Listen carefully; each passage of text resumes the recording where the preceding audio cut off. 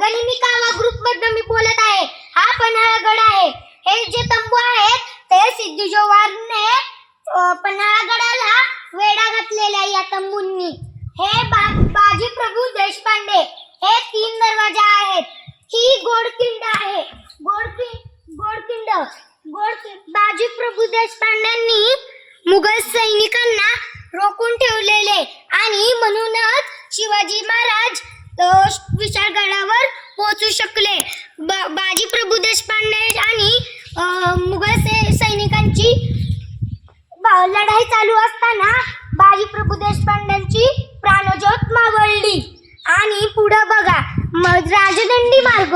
या राजदंडी मार्गाने शिवाकाशीदांनी शिवाजी महाराजांचे रूप घेऊन राजदंडी मार्गाने जात होते आणि शिवाजी महाराज चोर वाटेने पावन गोडकिंडीत जात होते.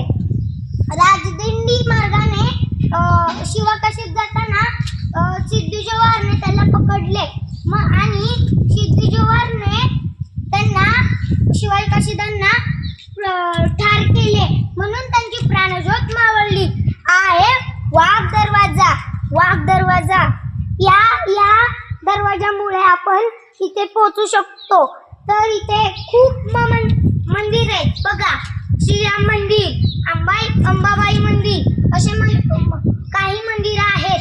हे बुरुज आहेत. हे कोल्हापूरचा हा दरवाजा आहे. या दरवाजावर आपल्याला गडावर जायला सोपे पडते. तर हे बुरुज आहे. बुरुजावर आपल्याला